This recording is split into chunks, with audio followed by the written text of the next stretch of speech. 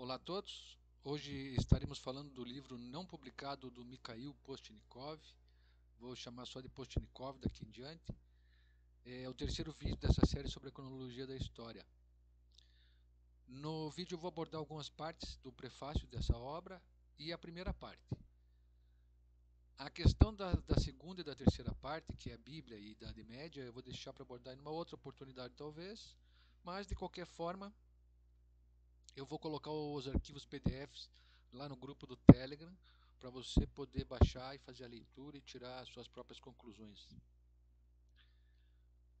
Nós falamos nesses vídeos anteriores sobre os autores que contestaram a cronologia. Não todos, mas tentamos explicar por que a cronologia foi contestada e trouxemos ali alguns pensamentos deles, como de Newton, como de Morozov, como de Fomenko. Algumas conclusões minhas lá desde esse primeiro vídeo já mudaram levemente, seja pela leitura aqui do livro do Postnikov e por outras informações colhidas durante a pesquisa. Postnikov ele não concorda 100% com Morozov e nem com Fomenko. Ele faz as suas argumentações sobre a cronologia oficial, dizendo que a cronologia está errada, baseado em falsificações que ele investigou e outros argumentos. Ele era matemático e ele não conhecia o campo da astronomia. Mas mesmo assim, sem partir do campo da astronomia, ele chegou quase que às mesmas conclusões do Morozov. Ele não quis publicar esse seu livro porque achava que era trabalho para os historiadores. E como ele era matemático, ele não queria invadir a área. E esse foi um dos motivos de suas discordâncias do trabalho de Fomenko e equipe. Vamos fazer a leitura das palavras de Postnikov aqui. Então ele começa falando do Morozov. Famoso cientista e revolucionário, membro do Comitê Executivo da Vontade do Povo, acadêmico honorário, Nikolai Alexandrovich Morozov, publicado em 1924 e 1932, o estudo de vários volumes, Cristo, que o título original era A História da Humanidade à Luz Científica Natural, no qual as ideias tradicionais sobre a história antiga da humanidade foram radicalmente revisadas. As disposições de Morozov foram completamente rejeitadas pelos historiadores, essencialmente sem qualquer análise. E é claro por quê. Impressões, ideias, opiniões que uma pessoa recebe em algum momento da primeira infância, esta é a chamada impressão. São internalizadas com muita firmeza e são muito difíceis de mudar. É o caso, por exemplo, das ideias religiosas. A mesma coisa acontece quando ensinamos aos alunos. No primeiro ano, certos fatos são comunicados e esses fatos ficam guardados numa memória muito profunda. E o aluno os utiliza sem pensar, sem se são verdadeiros ou não. Ele os aceitou em seu primeiro ano sem qualquer crítica. Foi relatado pelo professor e por isso é preciso passar no exame e não criticar. Então ele não volta mais a isso. Qualquer coisa que seja colocada na memória por meio de impressão é muito difícil de ser arrancada. Sabemos disso pelo exemplo da religião, quando, depois que os princípios básicos da fé são comunicados a uma pessoa em algum momento da primeira infância, ela permanece crente e adulta, embora não pense mais nisso racionalmente. Não aceite críticas ateístas e, se mais do que suas aspirações, de repente começa a pensar, então, via de regra, ele perde a fé. Isso também explica suas aspirações. De repente começa a pensar, então, via de regra, ele perde a fé. Repetiu aqui, né? Isso também explica a fúria com que os dissidentes são combatidos. Eles são queimados na fogueira ou mortos em guerras religiosas. Estas são manifestações do mesmo mecanismo psicológico. Simplesmente temos medo de mudar as ideias impressas e tentar combatê-las da melhor maneira possível. Isso também explica por que a ciência é tão conservadora. As ideias e resultados obtidos são muito difíceis de mudar. A ciência não tolera novas ideias, ela as combate. Novas ideias são aceitas apenas quando são expressas ou apoiadas por um cientista autorizado. E quanto mais radical a ideia, maior deve ser a sua autoridade. E para que novas ideias ganhem e sejam geralmente aceitas, é necessário muito esforço e muito tempo. Conheci o livro de Morozov em 1965, mas minhas tentativas de discutir suas ideias com historiadores profissionais não levaram a lugar nenhum. Tudo terminou com palavrões, mais ou menos vulgares, e declarações como: isto não pode acontecer, porque isto nunca pode acontecer. LN respondeu muito educadamente, Gumilyov declarando: nós, historiadores, não nos intrometemos na matemática e pedimos a vocês, matemáticos, que não se intrometam na história. Ele está certo em princípio. A ciência deve ser desenvolvida por especialistas e apenas por especialistas.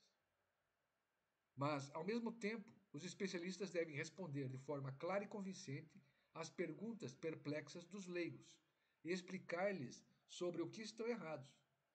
Isto é exatamente o que não consegui obter dos historiadores.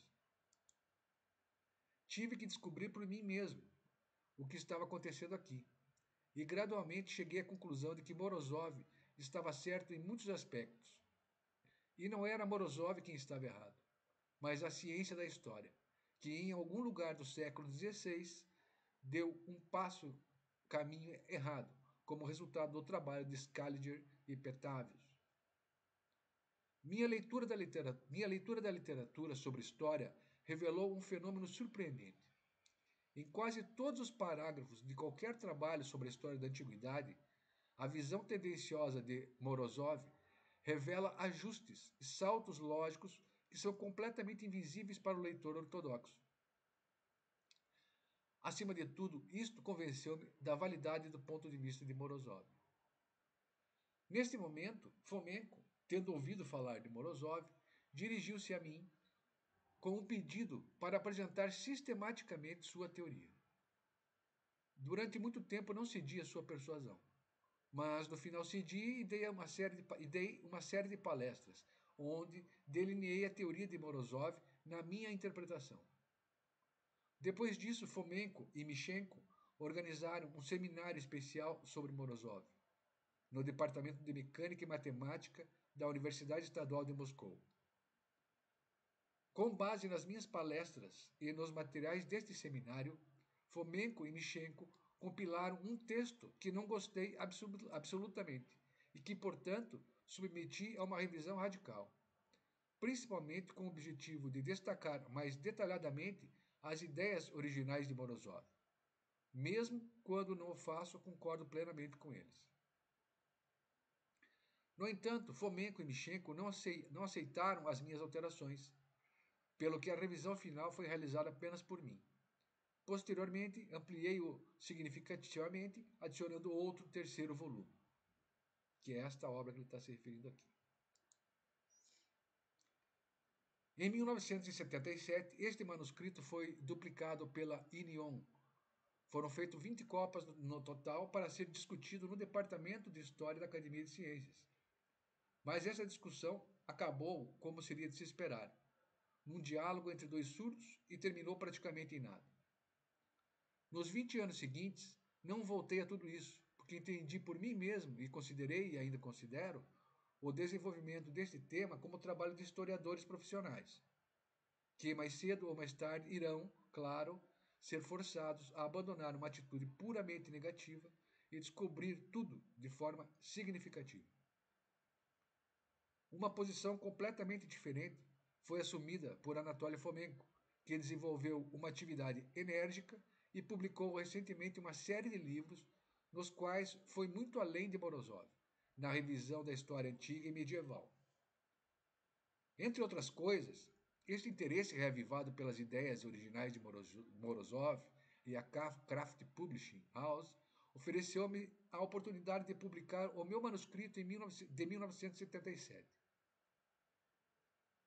Ao prepará-lo para a publicação, não acrescentei nada de novo, embora pudesse, e apenas retirei os capítulos contendo as considerações de Fomenko e Michenko.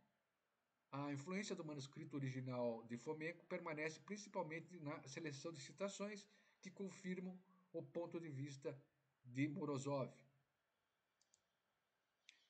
Embora esse ensaio contenha, ao que me parece, uma apresentação de todas as ideias principais de Morozov, isso não significa que eu concorde com todas elas, até porque não posso julgar qualificadamente algumas de suas considerações, sejam elas verdadeiras ou não. Porém, eles são apresentados aqui para que o leitor possa formar sua própria opinião. Porém, é claro, fiz uma certa seleção. Então, é bem possível que o próprio Morozov me acusasse de distorções. Assim, toda a responsabilidade por este texto recai, em última análise, inteiramente sobre mim. Perdão. Os últimos anos foram marcados pelo aparecimento de um grande número de trabalhos dedicados à chamada paraciência. No campo da história, trata-se dos estudos atlantes, a ideia da existência num passado distante, quase no período terciário, das civilizações mais culturais, a crença em alienígenas que visitam a Terra, etc., e assim por diante. Sem discutir aqui essas questões sobre o mérito, não se pode deixar de notar que os adeptos da paraciência se distinguem por uma incrível credulidade, expressa no apelo ao depoimento inverificável de testemunhas oculares, que, via de regra, são caracterizados de forma muito vaga. Uma verificação das suas referências a provas materiais revela que estas provas simplesmente não existem ou que foram destruídas ou desaparecidas em circunstâncias pouco claras e não especificadas. A este respeito, é especialmente curioso que a chamada história antiga, em oposição, digamos, à história moderna, revele todos os traços característicos da paraciência moderna. Revelar este fato notável é uma das principais conquistas de Morozov. A primeira parte deste livro é dedicada a uma discussão detalhada dessa questão, cujo epílogo também descreve os princípios e métodos básicos de pesquisa. Na literatura, existem muitas opiniões completamente erradas sobre o trabalho de Morozov. Por exemplo, argumenta-se que o núcleo da sua teoria reside na interpretação astral dos mitos bíblicos. Olha aí. Na verdade, esta interpretação astral é tão sem importância que foi possível adiar a sua consideração aqui para o último capítulo do segundo volume, que é apenas uma espécie de comentário aos capítulos anteriores. Ou seja, ele descartou toda aquela mudança de eclipse que o Morozov fez. E que eu coloquei como a parte principal da pesquisa do Morozov. Além disso, embora o estudo da Bíblia, de forma alguma na interpretação astral, desempenhe um papel muito significativo em Morozov, suas principais declarações ainda podem ser discutidas e justificadas sem qualquer menção aos motivos bíblicos. Isso pode ser visto pelo fato de que, no primeiro volume desta obra, a Bíblia não é mencionada em lugar nenhum. Há também uma opinião muito difundida de que a principal ferramenta de Morozov era a astronomia. Isso também não é inteiramente verdade. As considerações astronômicas desempenham um papel importante, mas ainda auxiliar em Morozov. Nos últimos anos, especialmente em conexão com as publicações de Fomenko, também começaram a falar sobre uma revolução matemática na ciência histórica. Isso também é injustificado, embora as observações matemáticas e estatísticas de Morozov, desenvolvidas e aprofundadas por Fomenko, sejam muitas vezes surpreendentes.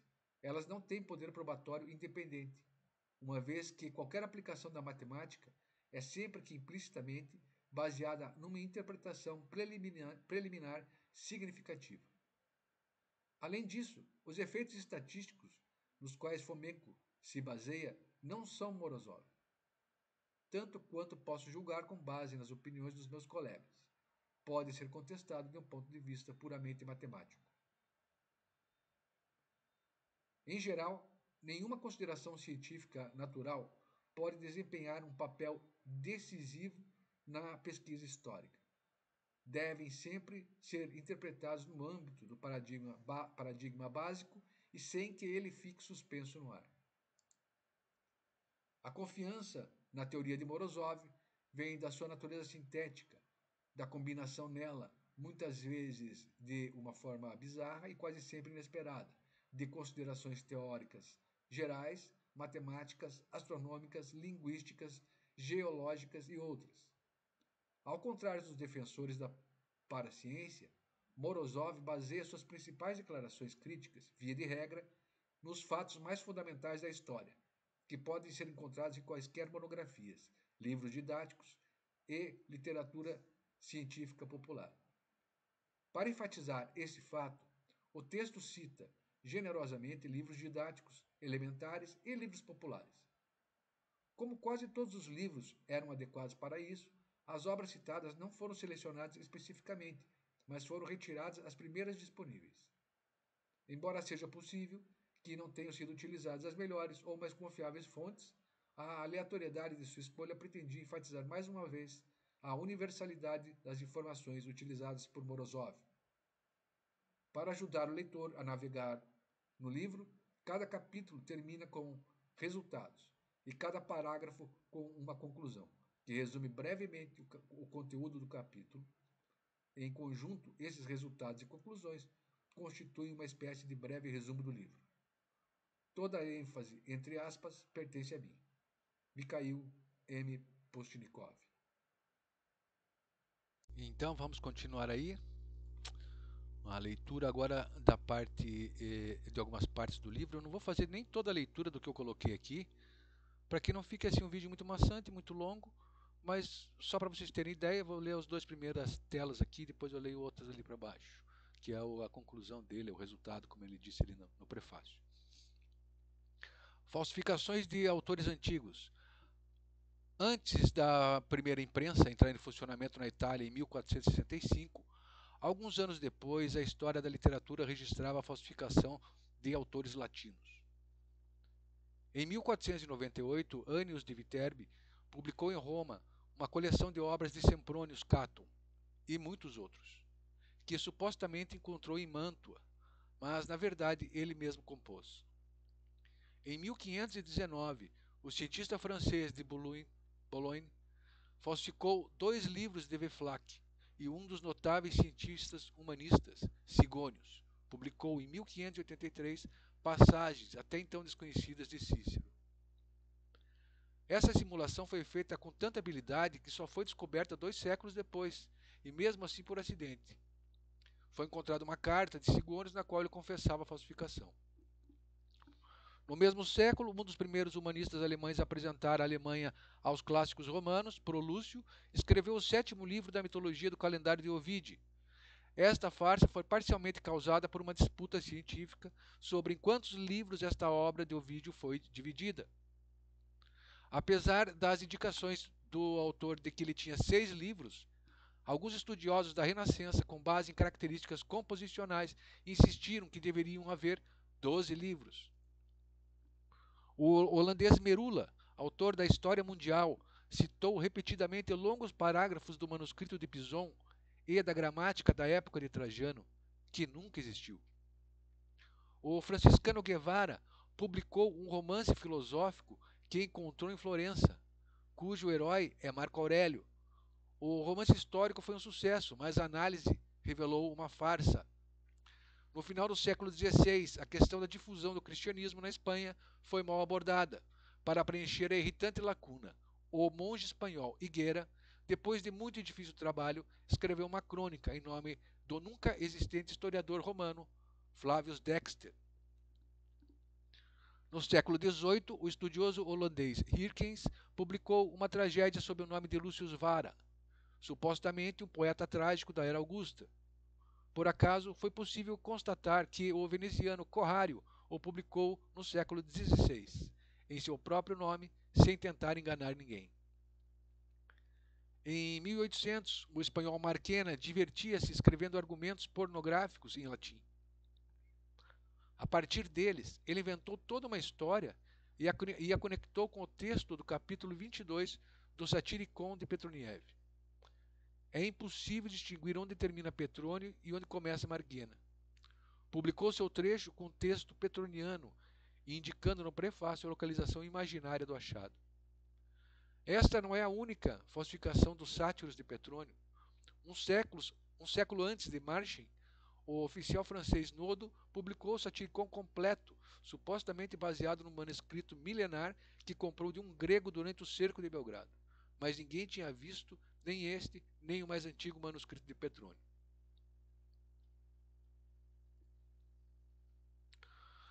E ele vai seguindo, né, nas datas. Em 1498, Eusébio Zilber publicou em Roma, em nome de Berosus, um sacerdote babilônico que viveu 250 anos antes de Cristo, mas escreveu em grego, um ensaio em latim. 5 livros de antiguidades com comentários de John Anning.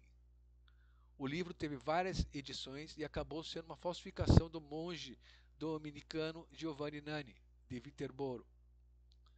No entanto, apesar disso, a lenda da existência de Berosus não desapareceu. Em 1825, Richter Leipzig publicou o livro The Extant Chaldean Stories of Berosus, supostamente compilado a partir de menções sobre Berosus nas obras de outros autores. É surpreendente que, por exemplo, o acadêmico Turaev não tem dúvidas sobre a existência de Berosus e acredita que seu trabalho é altamente valioso para nós. Bem estranho, né? Bom, vamos mais para frente, vamos ver aqui. Resultados. Tá? Ele vai falando de várias outras falsificações, tá, gente? Resultados. Na introdução do seu livro, Lu escreve: a história da literatura mundial, sabendo da falsificação de muitos dos seus monumentos, tenta esquecê-la. Erasmo queixou-se amargamente, no século XVI, que não havia um único texto dos padres da Igreja, isto é, os primeiros 4 séculos do cristianismo, que pudesse ser incondicionalmente reconhecidos como autêntico. O destino dos monumentos literários talvez seja igualmente pouco invejável. No final do século XVII, o erudito jesuíta Ardoin provou que apenas Homero, Heródoto, Cícero, Plínio, as sátiras de Horácio e as geórgicas de Virgílio pertenciam ao mundo antigo. Quanto ao resto das obras da antiguidade, todas foram criadas no século XIII d.C. A evidência do cientista jesuíta foi facilmente refutada em uma época, mas dificilmente há pelo menos um pesquisador que argumentaria que os clássicos da Grécia e de Roma que chegaram até nós não foram mutilados por copistas. Basta levantar essa questão para reconhecer a total impossibilidade de estabelecer onde no passado termina o clássico genuíno e onde começa o falsificado. Em essência, os verdadeiros Sófocles e Tito Livio são desconhecidos. A crítica mais sutil e estrita dos textos é impotente para detectar as distorções posteriores dos clássicos. Os vestígios que levariam os textos originais são cortados. Em geral, pode-se concordar plenamente com essas conclusões finais de Landes, mas não se pode deixar de notar uma certa inconsistência nas conclusões, causada por uma confiança a priori na existência de textos originais, que na verdade não se baseia em nada factual, uma vez que, como escreve o próprio Lan, os vestígios são cortados. Também vale a pena acrescentar que os historiadores são extremamente relutantes em se desfazer até mesmo de obras cuja natureza apócrifa tenha sido comprovada por eles próprios. Classifico-nos na categoria da chamada literatura pseudo-epigráfica e não hesitam em utilizá-los. Esta posição é absolutamente compreensível e é apenas um desenvolvimento lógico de atitude geral em relação aos monumentos antigos. São tão poucos que é uma pena excluir de circulação até os duvidosos. Quais seriam então as razões para a falsificação? Postnikov traz aqui para nós o que ele viu. Pouco está documentado sobre os incentivos à falsificação na Idade Média. Portanto, somos obrigados a analisar esta questão utilizando materiais da época moderna. Contudo, não há razão para que as conclusões gerais obtidas a partir deste material não possam ser aplicadas a tempos mais distantes.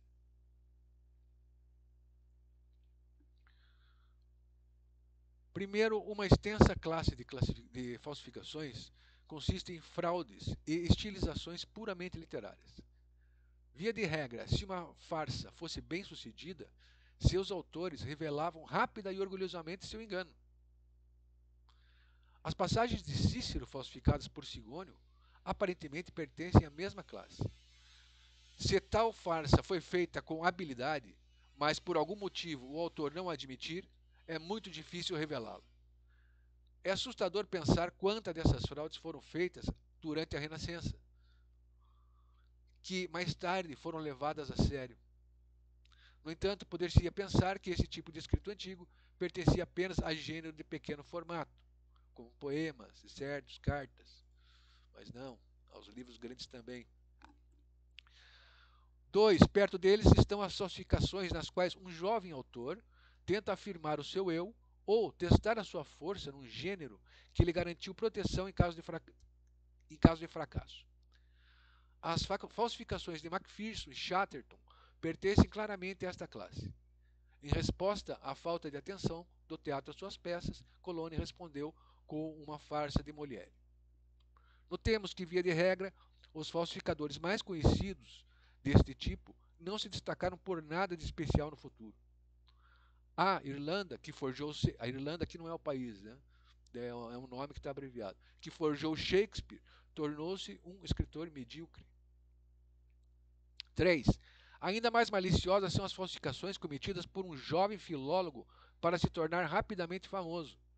Homens de ciência mais maduros falsificaram para provar esta ou aquela posição ou preencher lacunas em nosso conhecimento. 4. As falsificações de preenchimento também incluem biografias de personalidades fantásticas, como Santa Verônica. Muitos falsificadores foram motivados por considerações políticas ou ideológicas. 6. Um caso especial das últimas falsificações devem ser consideradas as falsificações monásticas dos pais da igreja, decretos dos papas, etc.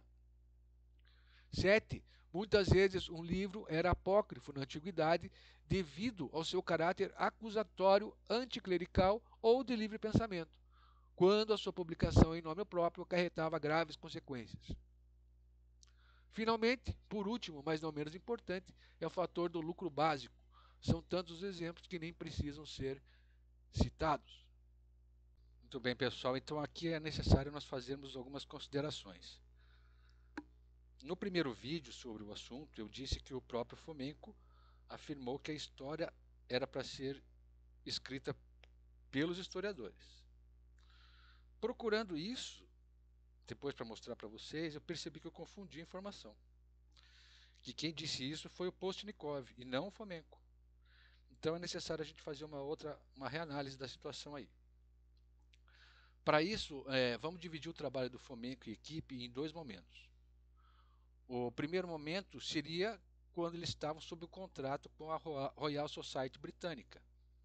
E o segundo, sobre um contrato com a Academia Russa. No primeiro momento, com a Royal Society, era o estudo astronômico para solucionar o salto da Lua. E que ele resolveu já no início, na primeira etapa do seu trabalho ali. Depois, o restante, aí sim, foi sobre a parte histórica e sob o comando da Academia Russa com outros russos. Aí poderíamos pensar que ele estaria sob a influência do governo russo. Né? Mas reparem que a Royal Society, que também é ligada à CIA, por outro lado, se soubesse dos resultados do que Fomenko iria encontrar, né, eles nem teriam pedido a participação do Fomenko. Então eles não sabiam também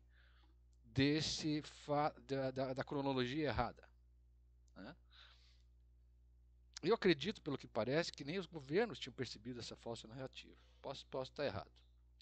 Mas mesmo colocando sob suspeita o trabalho de Fomenko, nessa fase que ele fala a história sob o interesse russo, se percebe que a maioria das informações que ele trouxe são confirmadas por outros autores e por outros meios.